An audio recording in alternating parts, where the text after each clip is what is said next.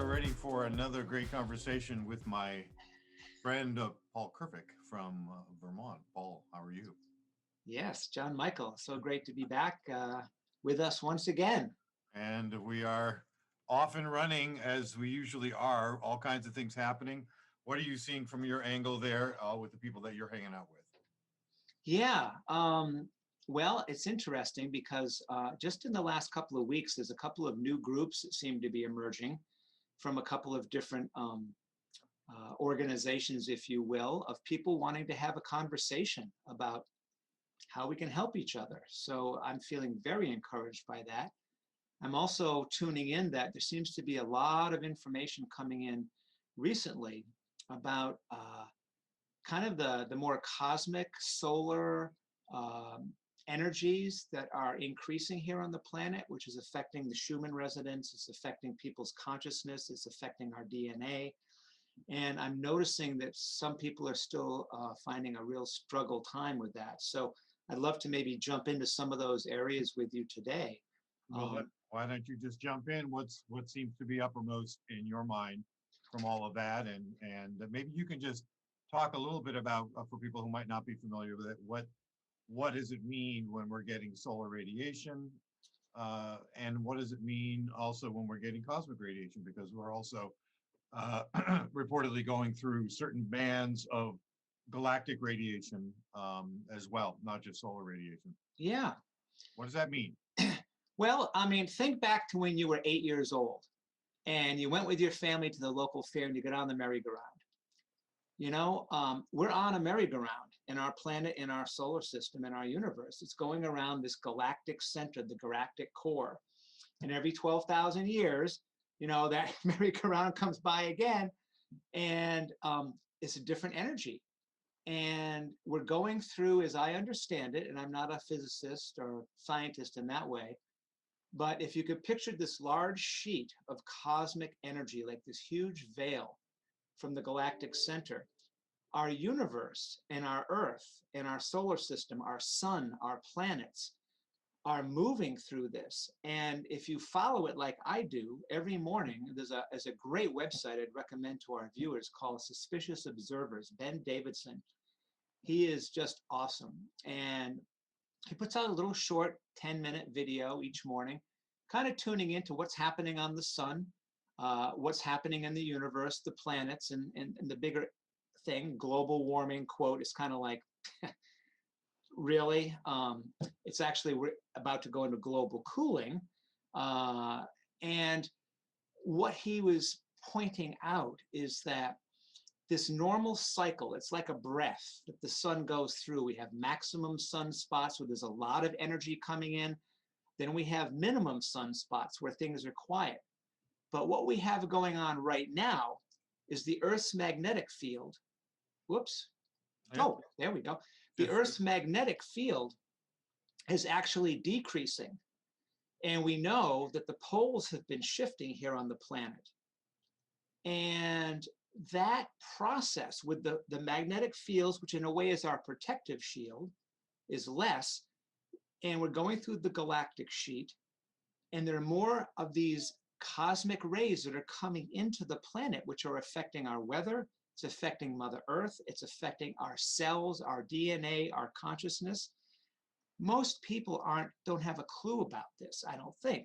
And it's important to know about because it may help you have a larger context in which to be present to some of the changes that you don't understand that you're going through, because it affects your emotions, your mind, your body, your spirit. And we could call it the Great Awakening, but it is changing life as we know it.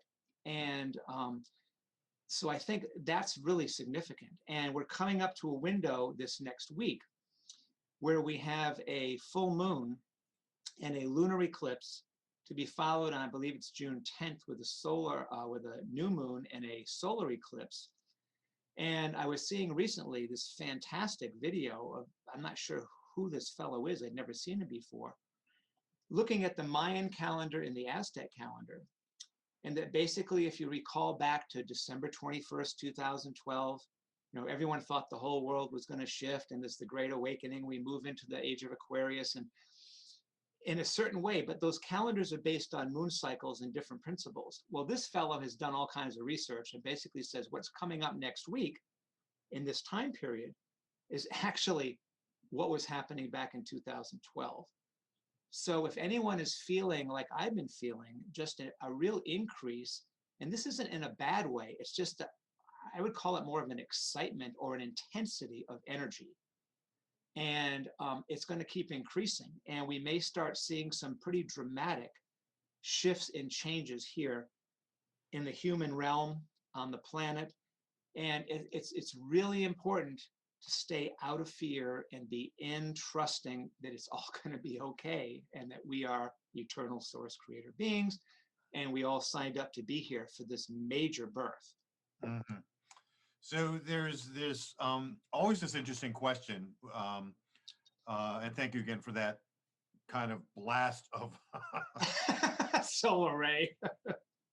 Yeah, it's like going out in the sun again. Planning versus going with. What is the balance here?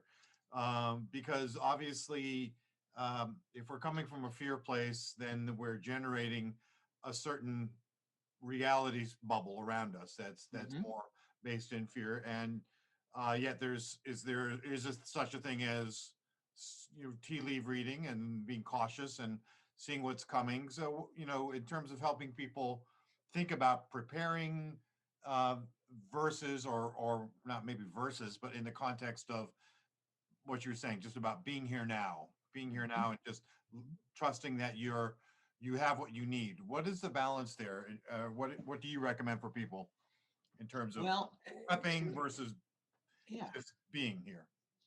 Well, I may have said this in a past podcast, but it feels it's rising to the occasion again now, that it's even for me not a question of balance, although it is. It's like picture a seesaw, and you got one end is this, planning, and the other end is being. Well, the part I'm talking about is the 0 point, right in the middle, where there's a lot of things happening, but you are in the centered, heart, loving frequency. So that's not to say that you might not have thoughts or be planning to, go to visit your kids in a week, or you've got an idea for a new book you want to write. At the same time, we've got all these cosmic things going on. All of that is mental, and it involves other parts of you too. And it can be a distraction. It's like you're sitting in a movie theater watching a movie, and yet who you are is this other place. You're just being entertained by this third dimensional reality. And again, it's not bad. It's just, and it's real at a certain level, but it's like one aspect, and that is shifting. That energy frequency is shifting. So this whole dimension of reality is shifting. So as you're able to be at peace and be in your heart core and breathe and be in nature, to me, and then you'll have time to think and plan and all of that. But it's like being in the center of that seesaw rather than being whipped up and down. And do I go here? Do I go there? Try to get to that center point. That's my 2 cents. What do you think? Well, it sounds like a reasonable thing. We have to, I think, come from that place, but also see clearly what's happening around us in a kind of an unbiased way. Mm-hmm. And up at the top, I think before we got started, we were talking a little bit about things that are coming undone and how that can be scary. And because the ego seeks homeostasis, it likes, it's the ego is, greatly bound by the past, by what it has gone in the past, and by what we know, and what our beliefs. What we've counted upon, the structures that we built. And so, what happens and how do we,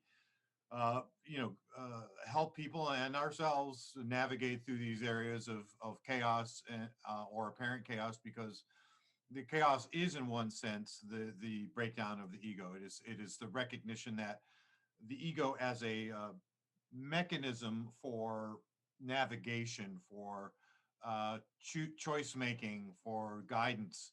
It was never meant to from my understanding of my own self and my readings, I've never meant to be the top dog. It was really more meant to, it was more meant as almost a, um, almost like a physical Earth space navigation. Like, do I need to take a right here or a left here, Mhm. in terms of like physical space and operating our bodies and making sure that, we are jumping out of the way of, of a car coming or whatever, but not in terms of the overall direction of our lives, and not at that level of choice making, not coming from a place of comfort maximization, change minimization, loss minimization, all the ego defenses that we know about that are, that come into play when we are identified as that thing that must be protected.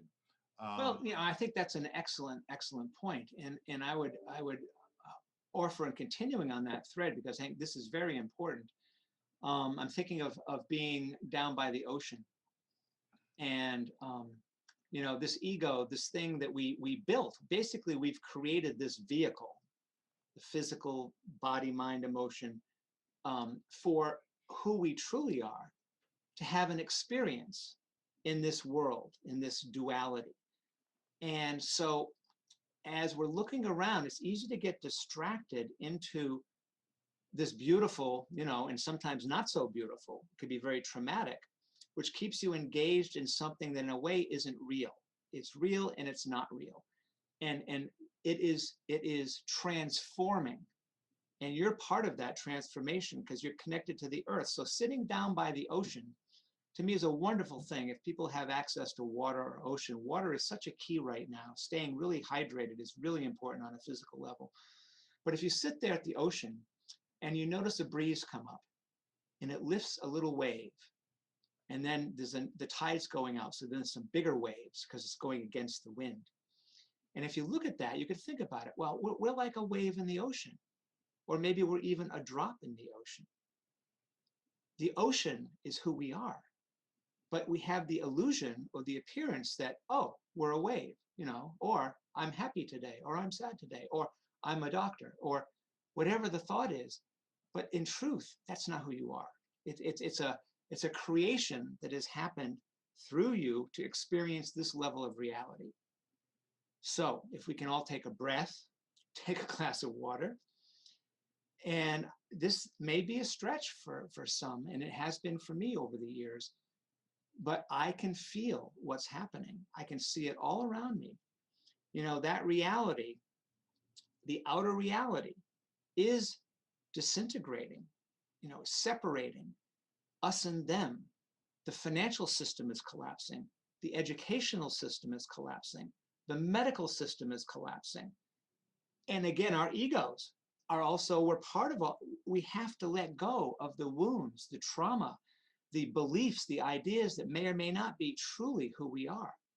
So it's reaching out to a friend or a family member, to be in nature, to find that place of peace in your heart. That's, I think, the greatest thing that people can do right now, because it's going to get more intense before we get through it all, I think.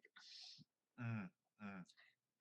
Yeah, as you were talking, I was thinking about the gifts of nature, Mm. and water being something we've talked a lot about, but I'm sure we'll talk more about it because I know you um, are also into water and structured water and that sort of thing. And there's so many things there that we don't think about, but of course we are mostly water.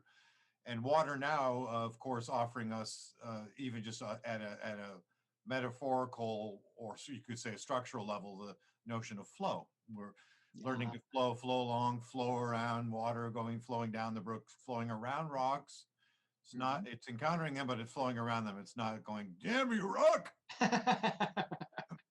But sometimes if it's powerful enough, it'll move the rock, but it has to divert, it has to take the rock into account, right? Yes. So Yeah. it diverts around the rock, but it still is water. Yeah. So that's an interesting metaphor to be thinking about. And of course, waves are cyclic. And so they come and they go, they come and they go, like thoughts, like feelings, like emotions. Like us in our physical bodies, we come and go. Even that, and our reactivity to things comes and goes. Used to be in past, I would get caught in things for months, or get caught in ideas and feeling bad about things and Jesus, or years even, if you think Yeah. about certain belief systems, you're like, those things are real. And even now I can see they're coming back for recognizance or remembrance. Things, like, oh, look at that belief system, like I'm, not smart enough, not good enough, not ready, or not practiced enough. It's like, well, it's all good and interesting reactions.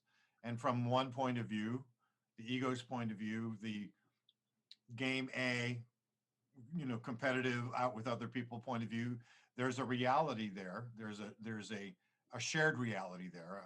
I guess I'll say it, but it's not the ultimate truth with a capital T. It's not Right. the deepest truth with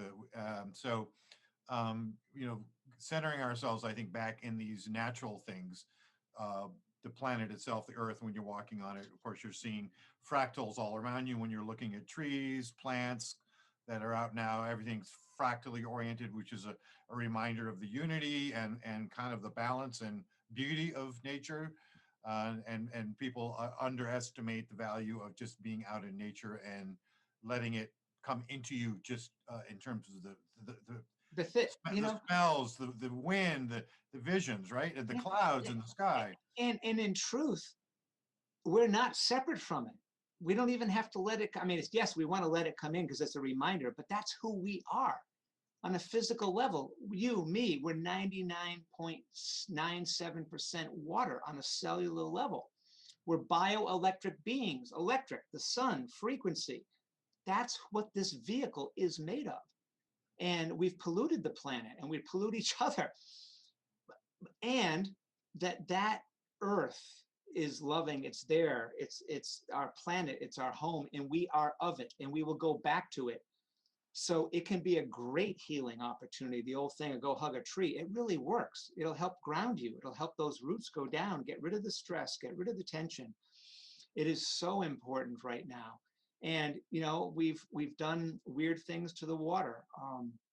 We've polluted it with chemicals and solvents and radioactivity, and yet the water is alive. I remember years ago, the tablets Ilalatum. There was a fellow, I think, what was his name? You remember him, John Michael, who did a lot of research on, oh God, I'm forgetting right now. Will somebody. But he talked about these ancient tablets that were found in Antarctica by the Nazis back during the war. And they didn't know what it was, just all this ancient writing. They couldn't figure out what it was. And they brought them back to Germany, and they found a group of Tibetan monks who were able to sit and actually translate them. And of course, I'm not going to have the translation in my head, but I did read it at one point. And basically, the whole universe is water. Water is divine. And we're on a water planet, we're in a water universe, star water. So water is another really crucial thing, and not just tap water or bottled water. That plastic and stuff, that's not hydrating you. It's coming in your mouth and going out your whatever.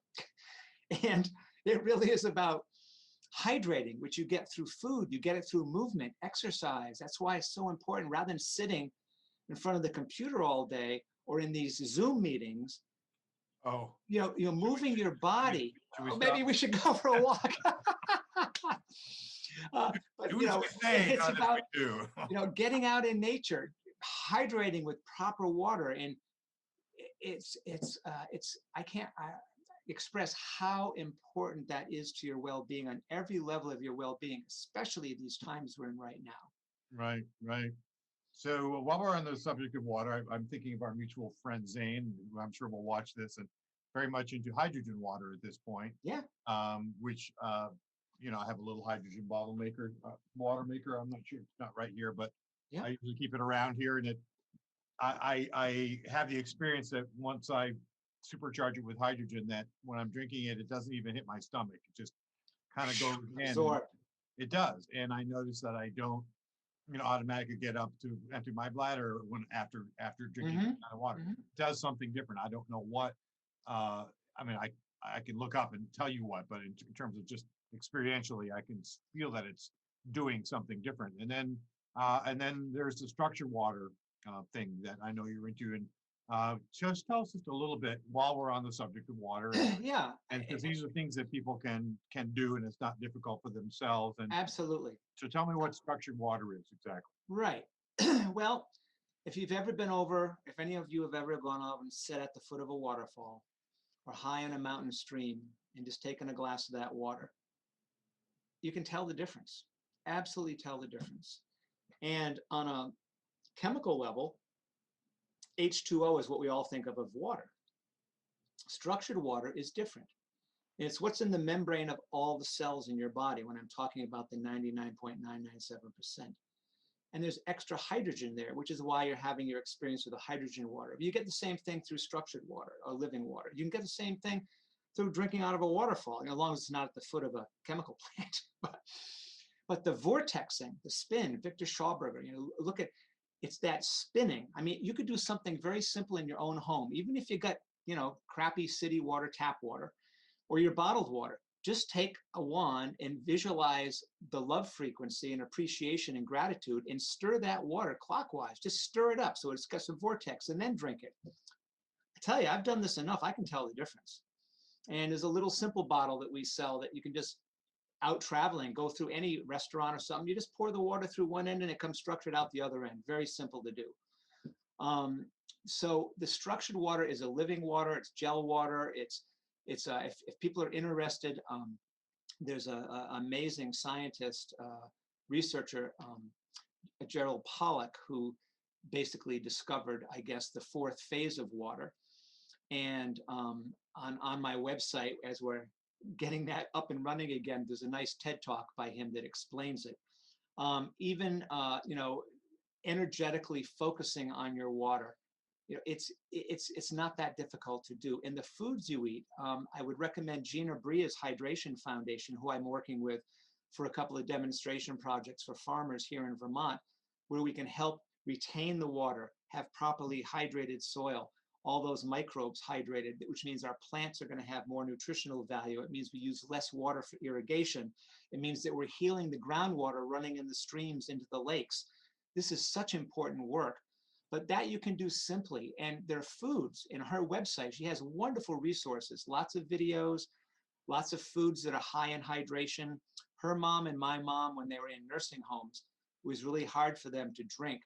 And we were able to take chia seeds and soak them in a little water. And the chia seed, when you eat that, it helps absorb and retain the water and makes it bioavailable in your body. And there are many foods that are really good for hydration. So movement, eating correctly, getting structured water. Now, one of the things that I sell, which I love because it's so convenient, is a unit which takes my plumber a half hour, puts it in where the water comes into our house. Usually most people have a copper pipe, and you just put it in there. And there's no parts to replace, no filters to replace, nothing to do forever. And basically all the water in our house. So our shower water for our skin is your largest organ, our drinking water. When Windsong's out watering our garden is being used by the structured water. It's healing the groundwater. Every level of life is benefiting from this. And it is a huge, huge benefit. I can tell the difference, one glass, and like you were describing, same kind of experience. Your thinking is clearer. You feel calmer. You feel really hydrated, so again, there's a lot of different options for people to do, but to become aware about water, do your own research. And there are simple and more advanced ways you can have this kind of water in your life, which is really important right now. Right, right. And this is a reminder too to be aware of your local resources. I think as things start to break down, being aware of where you can get water, Yeah, for example, and what the quality of that water is, and um, you know networking with people around food as well. These are some of the things that especially people in smaller towns and smaller more rural areas probably already do to a great extent, but it's a very good idea. And part of it is, the aspect of modern life that we come to think of as modern, which is technological modernity, I guess, has tended to greatly separate us from each other. in a way that was never really the case 100 years ago or even 50 years ago, maybe before the advent of the TV, when most of us prior to that were, got our reality formation in community, Yeah. churches or farm communities or, Yeah. Sports, gardening, hanging yeah, out with neighbors, and yeah, yeah. Remember all the front porches, people hanging out, yeah. and that doesn't happen anymore. And so, we're looking at this increased contrast right now in terms of what's being offered to us, from a worldview that wants to take that separation to another increasingly separate degree of Yeah. being what I consider or call a multidimensionally mediated reality versus a multidimensional natural reality, or Hmm. what I call natural rights in a natural world sometimes, Yeah. but mediated by pharmaceuticals, mediated by propaganda, mediated by electromagnetic waves, mediated by Hmm. GMO chemicals. Hmm. They would like to mediate because everything that the human uses, if it can be monetized and mediated, then money can be made off of that. And it's part of where we're going, I think, is disintermediating all of that, but it's a process and it's not happening overnight. And Right. we So need I, to make, we need to make different choices about and, we're relying on, and I hear a lot of people now I'm talking to, I don't watch the news anymore, which is like one of the greatest ways to great. disintermediate, is really you're unplugging not only from, whatever electromagnetics you're being exposed to during those moments, but you're unplugging from, this massive propaganda, censorship and suppression, Mind which is, control, yeah, fear. Yeah. is presenting a reality that's very deprived, in my view, of much of what makes us human. Not to mention even the transhumanist agenda, which is part of this, so the World Economics Forum Great Reset, this notion of the fourth industrial revolution, which is everything being connected to the internet, and they don't think really anything of, your body being part of that connection. But And John Michael, this is so important what you're saying. And think about that double slit experiment. This is coming through so clearly. What you put your attention on and observe is what happens.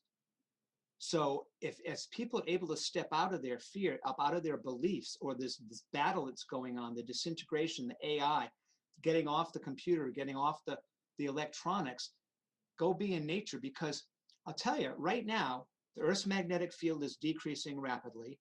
The sunspot activity is about to go into maximum. It's going to take one little flare. We've had a number of these before, and all the electronics are going to go down. That means the food systems go down, transportation goes down. And this isn't coming from a place of fear. It's just coming from a place of practical looking at the science. This could very well happen, yeah, could very well happen. And so what you were saying earlier, I think is so important, because the flow, be in the flow of your life with your neighbors, with your community. Let's look at things that are really important, which is being happy, being together, growing some food together, sharing some water.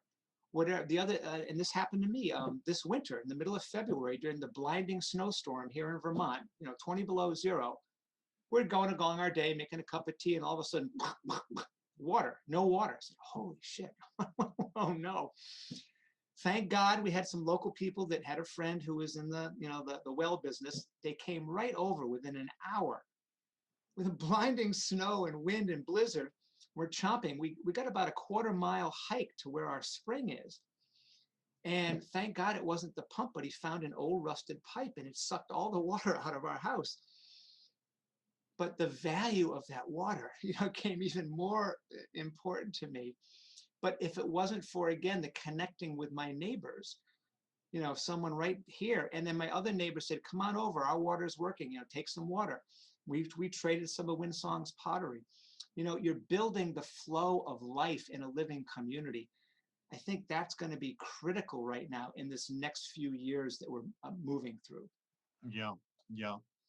Yeah, I've been encouraging people to go out and meet their neighbors, and just get to know people. And I'll tell you, since this whole medical tyranny, crazy version of what's real began, I've met so many new people I would not have normally met, people who I would have considered non-aligned politically or philosophically. And I'll tell you that a lot of those things do not matter. They do not matter in community. It's like who has your back, who you love and loves you, who you value and values you for a myriad of different reasons that can never be captured by any of those other, I want to call them trivial identifications that have become traps in recent years. And so it's been a fascinating journey. Well, if a survival kind of situation comes up, that's one way Yeah. to all of a sudden drop your political persuasion or your religious belief and say, we're common humans here. We need to survive. What can we do? Well, but we can choose to do this before. Yeah. And that's what I'm saying. There's a frequency of consciousness, of heart, of community. Yeah. That what is disintegrating, without it being a total disaster at this point. Yeah. Let's take the sign of that as an opportunity to move to a different level of connecting with our humanness. Yeah. Despite other differences. Exactly. And that's what I think a lot of people are doing. I mean, I'm now getting my eggs from a guy in Troy, and I'm getting my dirt from another guy, and it's like, and I'm not going to big box stores to do that. Yeah. Because I am more invested even than I was before, and of course, local CSA. I'm now. I've been invested in that for a while, but I'm now investing in a 4-season version of that CSA, nice. where we can help him now develop the winterization of greenhouse.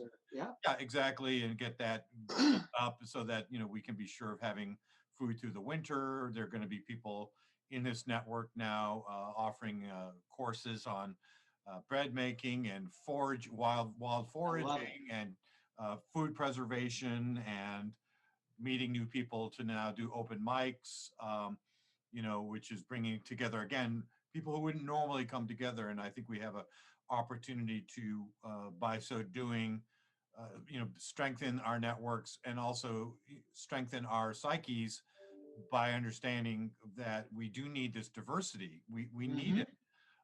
We can't afford to be around people who are only reflecting our biases every single moment, and that doesn't mean that every moment is an easy one. I'm encountering different worldviews that are sometimes very foreign to me, but always it's then a reminder. Okay, what's the common thread under that? What's really going on under that? If there's a negative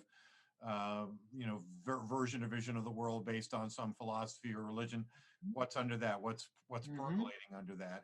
And always looking for the humanity under that, because there is always great humanity under that, even under the fear. So, I think part of the offer, part of the gift of this great contrast, and this is part of what I wanted to talk to you about today, that's on offer, this kind of transhumanist, chemically mediated, pharmacologically mediated vision, is a lot of us are seeing that and going, that doesn't really feel good. And it's not like, maybe I'll have a little of that and a little of this. It's really like, more of an absolute no.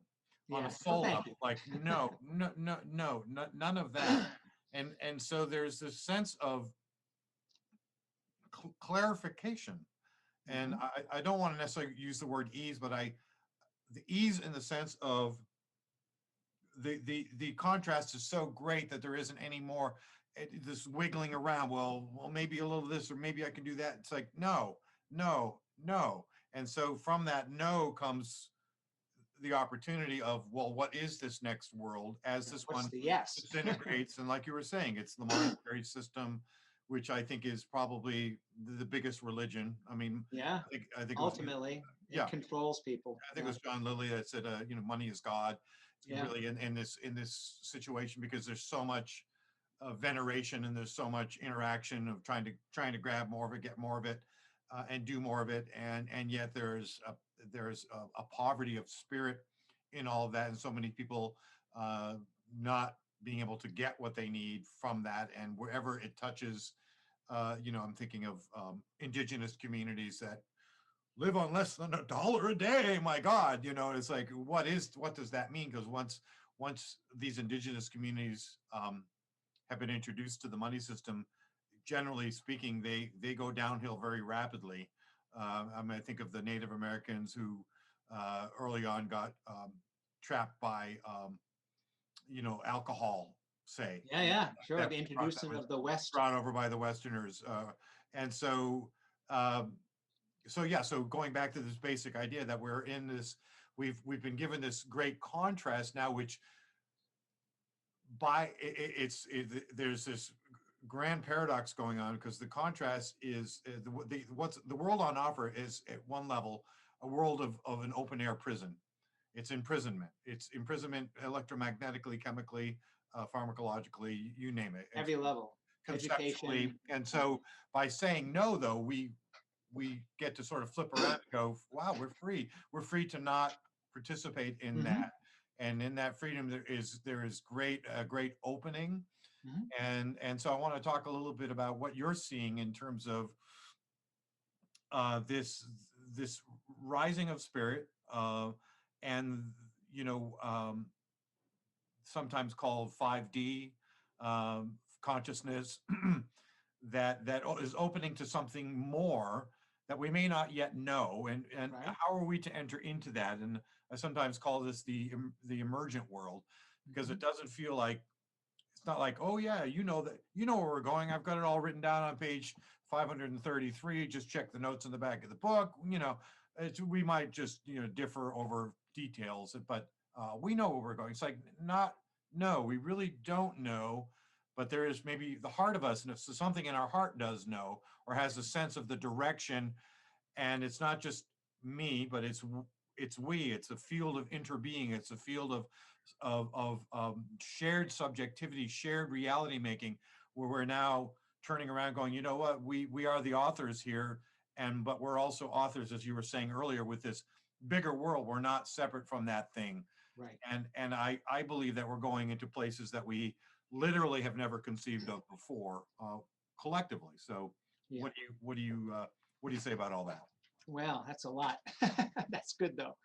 Um, just taking a half step back to when you're talking earlier about Native Americans, that popped into a remembering that I had of Native Americans and stories that I've heard when we were traveling out through Hopi land, and also here with the Abnakis in Vermont, that some of the old traditions where people in the tribe would be very successful in raising horses or whatever, and some other people, some wild animal attacked their herd and they lost everything, and at the end of the year they sit in a council in a circle and they divide everything up amongst everybody.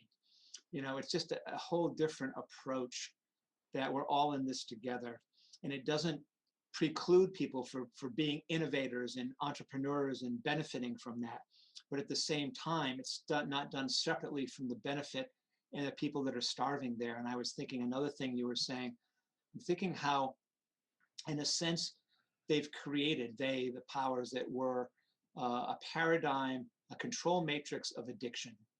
And I'm thinking about, I was driving down the street the other day and looking at a homeless person with the sign up, and whether they were, who knows their life story. It could have been a veteran. It could have been someone that got laid off and went through bankruptcy and they lost their home. It could have been a drug addict. I mean, we don't know that story. However, here they are. They have to have money to survive. So we're set up a scarcity system of money where they have to ask or beg, dehumanizing. Then what are they trying to do? They're trying to buy alcohol, right? So another addiction, or to just buy food. But what can they afford? But a processed burger with chemicals and crap in it. So every level of life, they've got us in this addictive, unhealthy way of being, versus taking a pause and saying, okay. And that's what we're saying no to. Enough. Enough. We're not doing that anymore. So, okay. So as that is collapsing, and we can see it all around us, you can see it even in the mainstream media more and more now. Monsanto's lost another case, communities saying no more glyphosate. There are people that are so it's disintegrating, but in the meantime, we're still here. We have to eat, like you're talking about, reaching out to our neighbors. So it's like, what is it we want to create? Because all we know is, in my case, the last 74 years of programming and beliefs and reality that I've been living in the last number of years, starting to wake up a bit more to who I really am and what's possible within me. And so as we're doing that now in a community, finding a few kindred souls who maybe are in that same questioning place where they're saying, you know what, this doesn't make sense anymore. I don't want that. So what is it, though, that we want? Well, you can go to the basic things of life. We want connectedness. We want food that we can eat that's healthy. We want joy and happiness in our lives. We want to be healthy. Those basic principles are things we can all, I think most of us can agree on. And then, okay, how do we want to create that now in our community? What can we do? Who is not able to work? Who is lacking? Who has skills here? How can we bring what we love to do? Because again, to me, the key is the heart. And I say this to everybody: find what gives you joy. Start there. Then let that guide you into the things that you may be getting involved in or working on. That's really all. And I even though I'm not anywhere where I was, 30 years ago, 40 years ago, 50 years ago when I was raising my kids, thank God I always said to them, whatever you do in life, let it be something that's bringing you joy.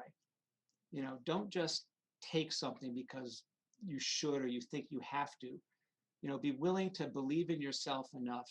Look for support, look for what you need so that you can create and go towards what was going to give you joy.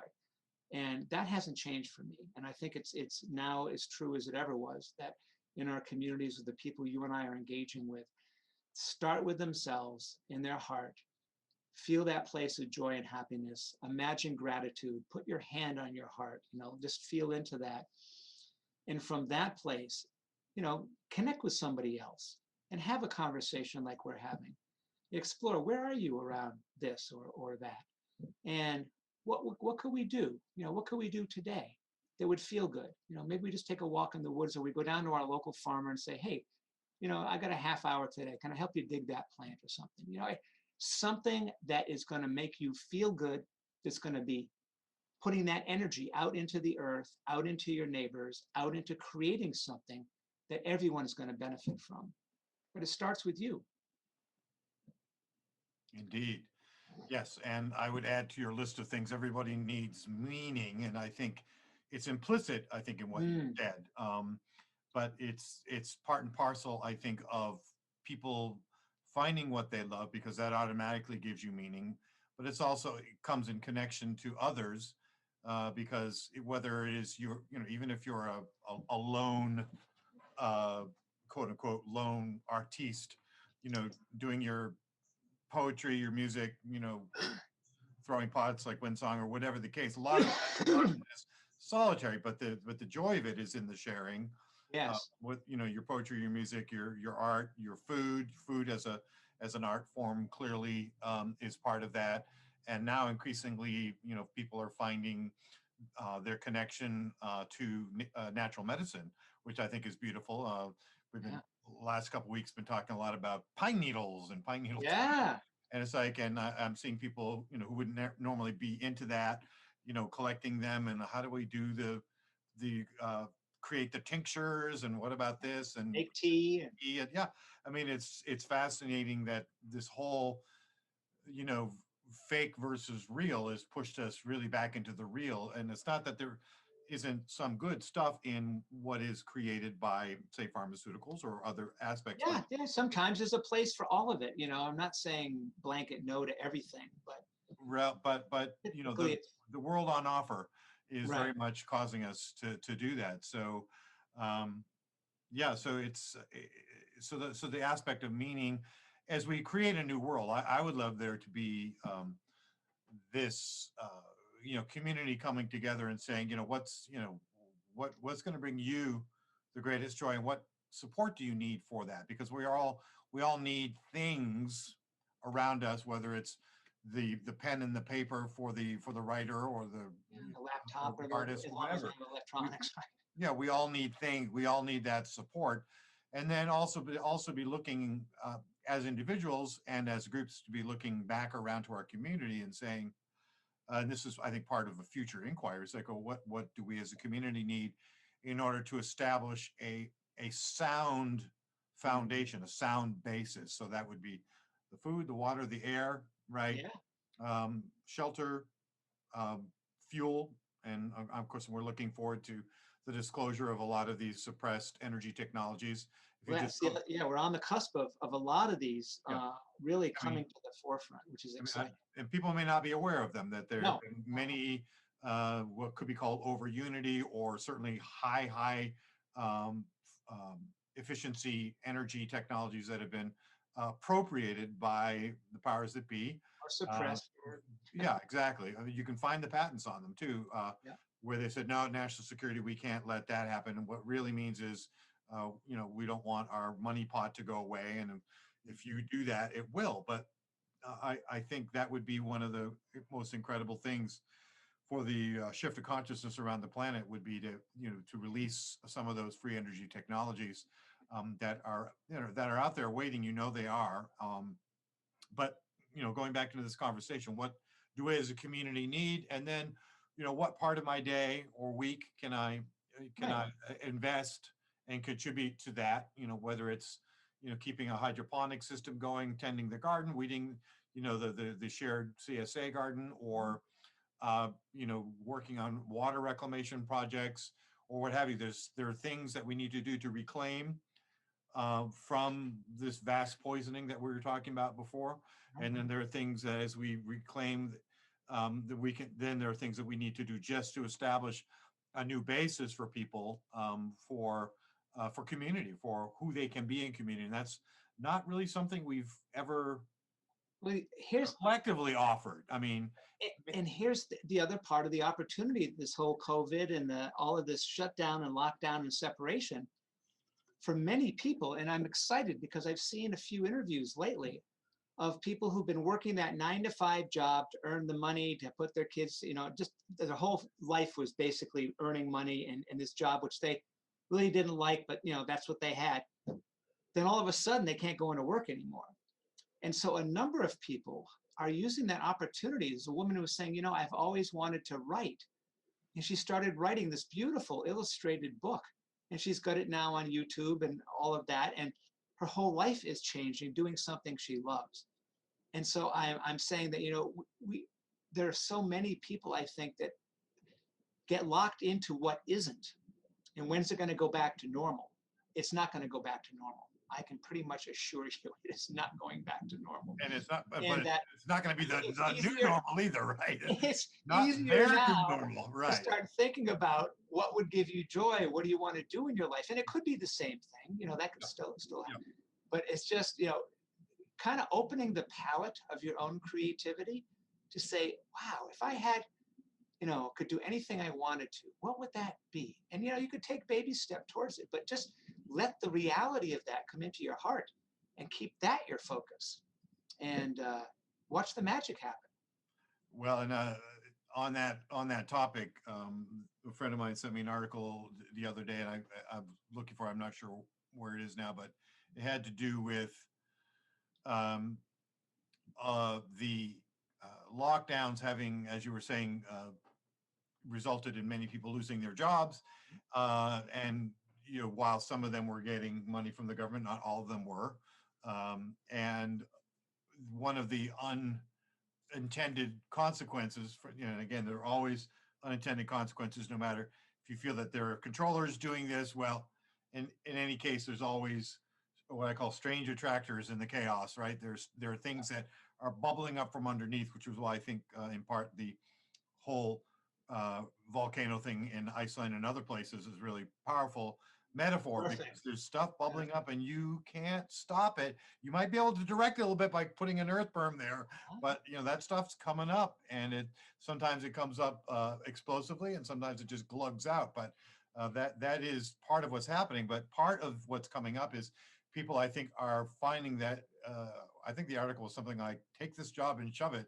They're like sort of rediscovering this. You know what? I'm really not happy spending the lion's share of my day, my productive hours, in satisfying the requirements of living, so I can have the productive hours of my day. In other words, it's, people are realizing that my life, I want my life to mean more than just mere survival or mere getting through Waiting till the I day. retire, Yeah. I'm going to do. Waiting till I retire, or eking out the, well, finally it's 7:30 at night and I get to Tuck and my kids in at night. and by that time it's like people are often so de-energized that it's just Netflix is, or a good book. Yeah, put on the TV. And no one's judging them for that. We've all been there. It's like, Yes, we all have. how is it though that we can reimagine?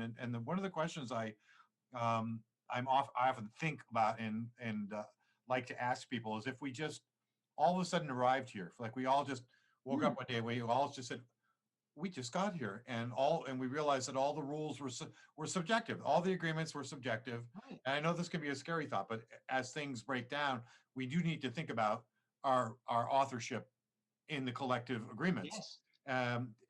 If we all got to sort of redesign the rules from a heartful, engaged place, not from a game A place, I'm going to get mine. And Freedom versus free will.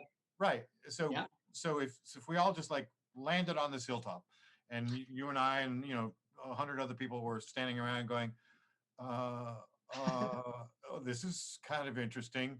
Would we say, would you set up a little booth and say, all right, so I'm starting a mortgage company here, and I'm happy to take a certain amount of money from you every month for the rest of your life, so that you can have a house. I mean, you realize just putting it out that it makes no sense whatsoever. Yeah, I'm going to print money, and then it's not going to cost me anything because you're going to pay me to do that. And then if you want the money, well, then you can pay me interest. Exactly. And there's never going to be enough. Yeah, there we go. We know how that ends. We know, because when money is printed out of nothing and they charge you interest, the interest on that money is not created at the same time.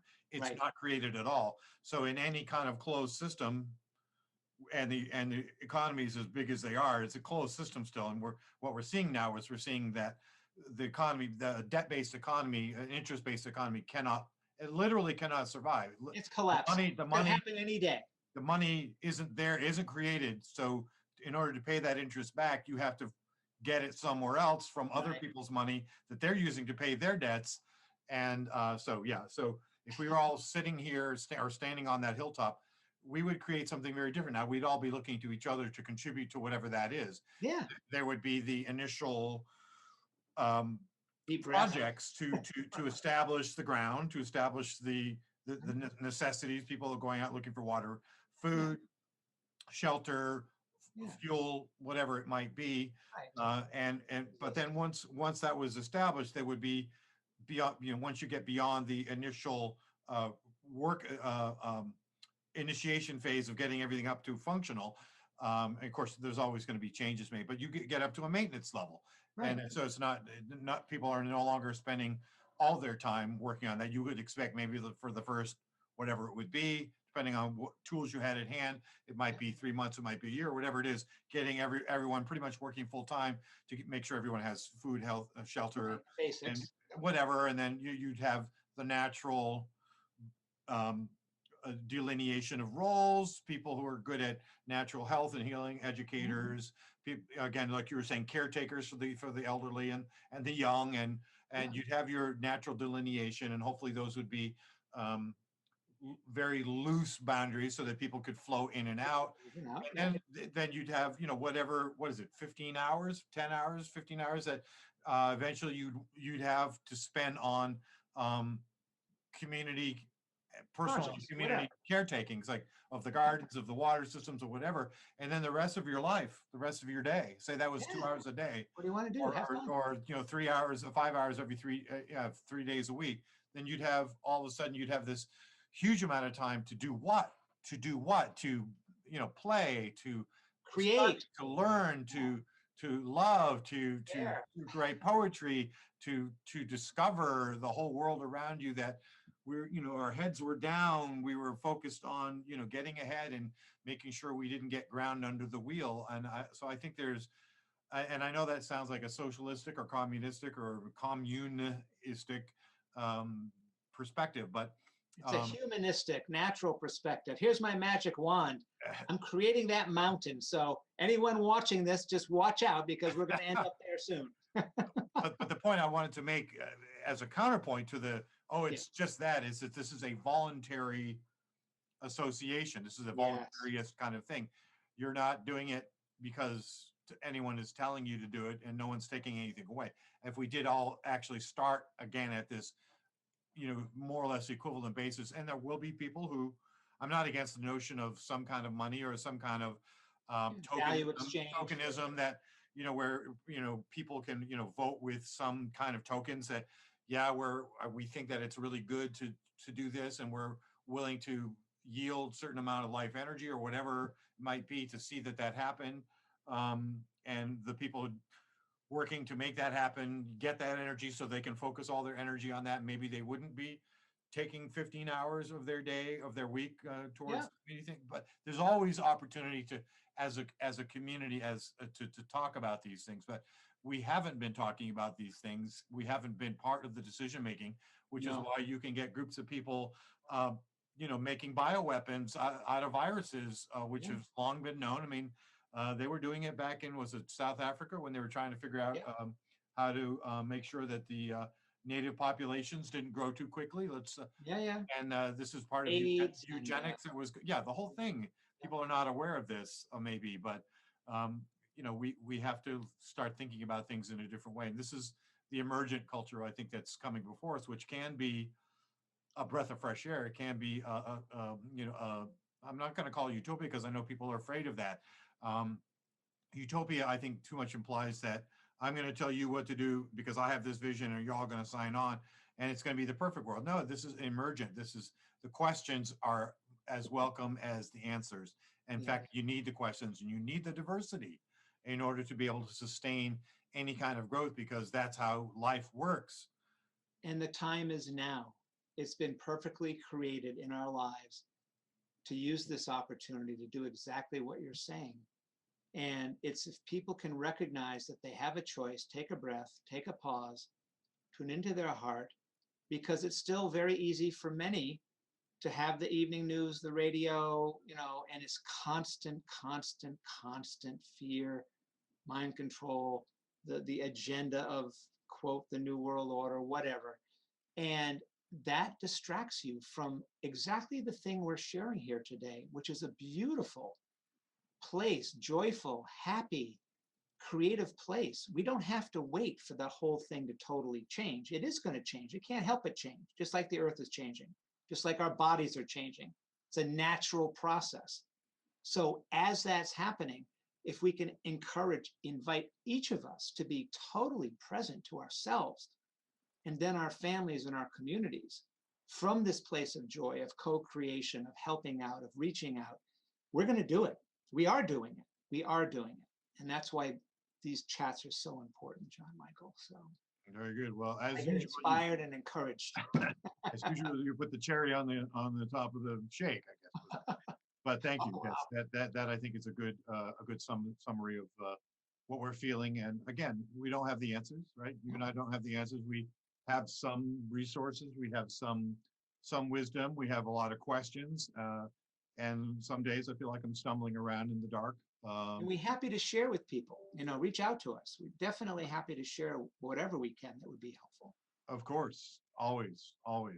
So thanks so much again for another conversation, Paul. And thanks for being with me in this great invitation, because it really is, I think, the invitation just to come to the circle with others, the sacred circle. Come with an open heart and open mind, with your ideas, your questions, and your capacity to listen and to dream into something. It's time to accept that invitation. It's free and it's from love. Come join us. Absolutely. We have a version that's $4.95 a month if you don't. Of course. That guy at the bottom of the mountain didn't get the email. That's the world we're leaving. We have a foot in two worlds right now. Yes, we do. And I just want to acknowledge that it can be stressful. It can be Yeah, a little bit crazy absolutely. looking. And we appreciate Fearful. all of the struggle and the questioning and the fumbling around in the dark that goes with that. I think it's part and parcel of this journey. But you know, let's come together in the way we've talked about, and let's talk about the world we want to have happen. So thank you. Fabulous. Till next time, blessings. Take care.